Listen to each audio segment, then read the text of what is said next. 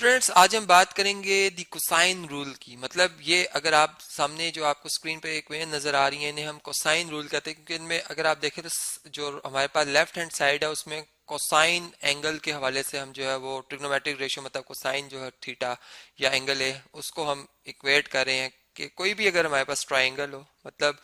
वो हमारे पास ऑब्टूज angle triangle हो, एक्यूट हो या राइट एंगल ट्राइंगल हो। जैसे ये एक्यूट है, ऑब्टूज और राइट एंगल ट्राइंगल, तो इसके ऊपर हम ये रिजल्ट जो है कोसाइन रूल अप्लाई करते हुए जो है उसकी मेजरमेंट मतलब उसकी जो सोल्यूशन है उसको फाइंड कर सकते हैं। उसकी अननोन साइड और एंगल मेजर किया जा सकता है। ठीक है, मतलब जैसे फर्ज करें, अगर मैं इस पहली स्टेटमेंट को समझा देता हूं कि ये एक ट्राइंगल है, एक एक्यूट एंगल ट्राइंगल है, ठीक है, जिसमें ये ए वर्टेक्स है, तो इस पे अगर ये एंगल कोई भी एंगल बन रहा है, ठीक है, तो अब इसमें हम ये कहेंगे कि जो बी साइड है, अब बी कहाँ पर होगी, फर्ज करेगा ये बी वर्टेक्स है तो इसके सामने बी साइड होगी, ये ए है तो इसके सामने ये ए, और ये अगर सी वर्टेक्स है तो इसके सामने ये स्मॉल सी साइड। तो इस रूल के मुताबिक ये बात होगी कि अगर हमें ए बी और सी इन तीनों में से ये कोई एक वैल्यू नहीं पता और दो पता है, या अगर ये तीनों साइड्स पता और एंगल ढूंढना है, तो हम इस रूल को अप्लाई कर सकते हैं, इसको साइन रूल को। मतलब इसके मुताबिक जो बी साइड का स्क्वायर होगा वो सी साइड का स्क्वायर होगा, इनका सम किया जाए माइनस इस साइड का मतलब ए साइड का स्क्वायर करके इसमें से माइनस किया जाए इनको, ठीक है, मतलब ये रिजल्ट लाया जाए और ओवर डिवाइड किया जाए टू बी सी से। तो हमारे पास एंगल ए जो है वो कॉज ऑफ एंगल ए की वैल्यू आएगी, जिसको हम कॉज इनवर्स लेकर एंगल ए निकाल सकते हैं। ठीक है, इसी तरह कॉस बी इस रिजल्ट से मिल सकता है और कॉस सी इस रिजल्ट के इक्वल है। लेकिन इन तीनों में एक सिमिलरिटी है, या यूं कह सकते हैं कि एक टेक्निक बनती है इनको याद करने की। देखें, अगर कॉस ए की बात हो रही है तो जो साइड जिनका स्क्वायर का सम हो रहा है वो ए उसमें शामिल नहीं है, लेकिन जो उनमें से माइनस होगी साइड वो ए स्क्वायर होगी। जैसे अगर कॉस बी की बात करें तो इसमें बी स्क्वायर माइनस हो रहा है, और कॉस सी की बात करेंगे तो सी स्क्वायर माइनस हो रहा है। मतलब ये याद करने में स्टूडेंट के लिए थोड़ी सी आसानी हो जाती है। फिर जो डिवाइजर आ रहा है हमारा, अगर आप देखें तो इसमें कॉस ए के केस में टू बी सी होगा, ए नहीं होगा उसमें। कॉस बी है तो अब देखें टू ए सी है, बी नहीं है, और कॉस सी है तो फिर टू ए बी है, मतलब सी नहीं है। तो इस तरह से कुछ मतलब हम ये कह सकते हैं कि छोटे छोटे हम अपने लिए पॉइंट्स बनाकर इसको याद कर सकते हैं। ठीक है, अब अगर मैं सबसे पहले इस रिजल्ट को प्रूव करने के लिए जो है वो एक एक्यूट एंगल ट्राइंगल ले लेता हूँ जो कि आपके सामने बनी हुई है। ठीक है, फिर ऑब्टूज के ऊपर और फिर जो राइट एंगल ट्राइंगल है उसके ऊपर बात कर लेंगे। अगर इसी लेक्चर में हो गया तो इसी में हम इसको फिनिश कर लेंगे, नहीं तो हम एक कंटिन्यूइंग लेक्चर बना लेंगे। इससे नेक्स्ट लेक्चर में फिर हम इस पूरे लेक्चर को वहां पर डिस्कस कर लेंगे आपसे। चलिए देखें, आपके पास अगर ये एक एंगल है जो भी है एक्यूट एंगल है, ठीक है,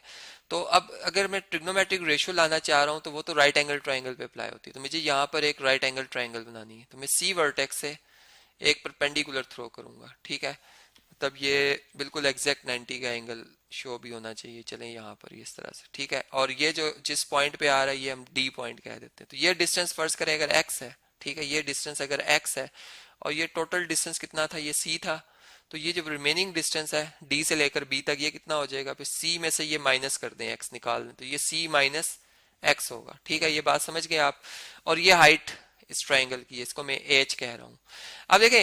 एक राइट एंगल ट्राइंगल ये बन रही है और एक राइट एंगल ट्राइंगल ये बन रही है। इन दोनों पे अगर हम पाइथागोरस थ्योरम अप्लाई करें तो उसकी स्टेटमेंट के मुताबिक हाइपोटेन्यूज साइड स्क्वायर जो कि राइट एंगल के सामने होती है, मतलब बी साइड स्क्वायर, और इधर अगर हम देखें तो राइट एंगल ये बन रहा है और इसके सामने ए साइड है, मतलब यहाँ पर हम बी का स्क्वायर लिखेंगे, किसके बराबर होगा जी, बी स्क्वायर बराबर होगा एक्स स्क्वायर प्लस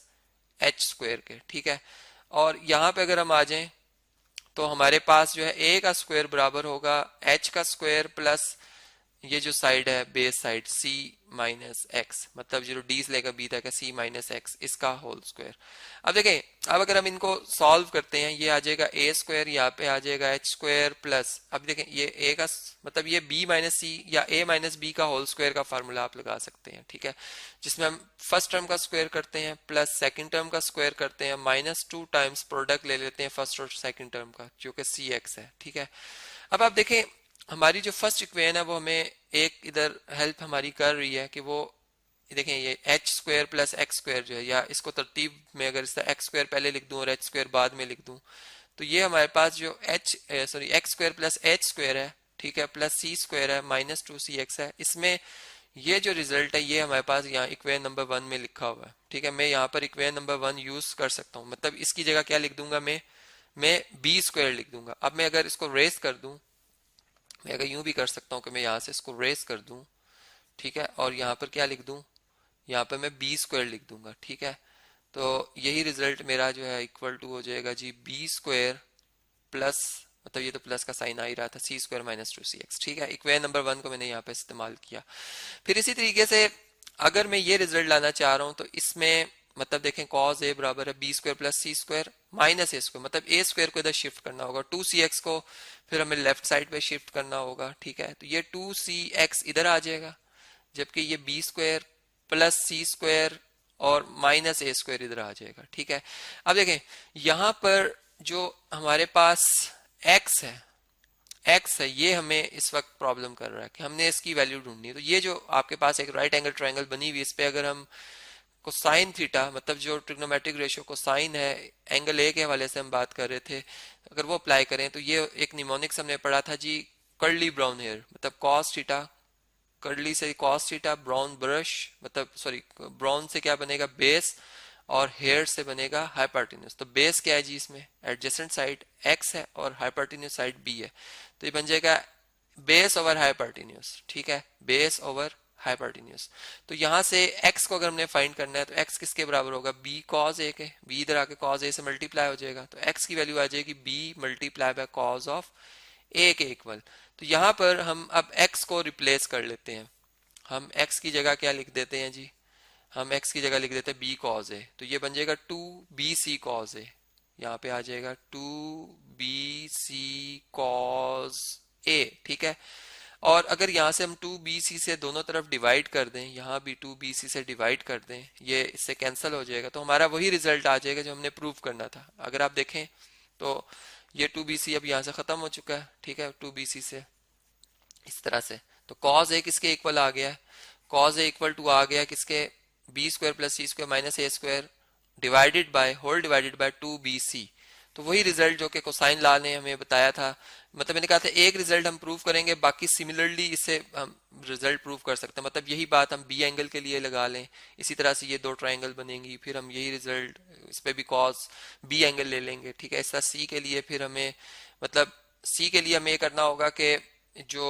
ए है, ठीक है, मतलब देखें यहाँ पर अब ये सी एंगल बन रहा है, ठीक है,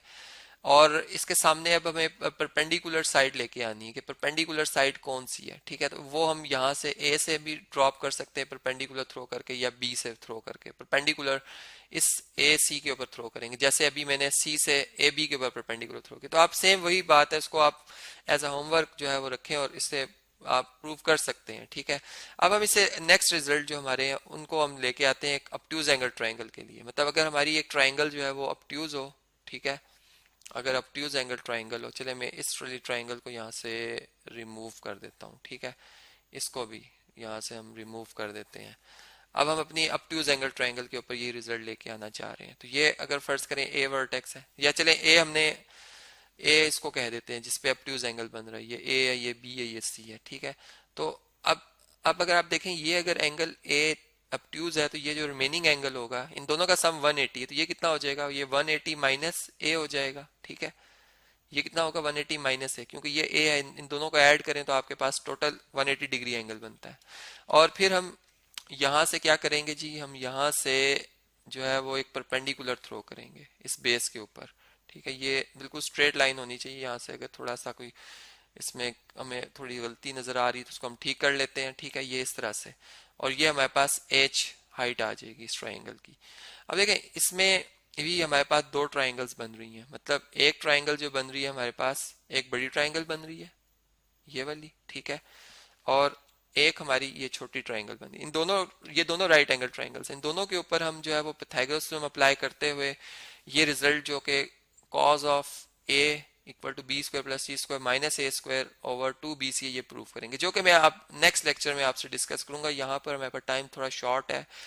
ये कंप्लीट नहीं हो सकेगा। तो चले आज हमने देखा कि कोसाइन रूल को हमने जो इसका फर्स्ट केस था जबकि हमारे पास एंगल ए जो था वो एक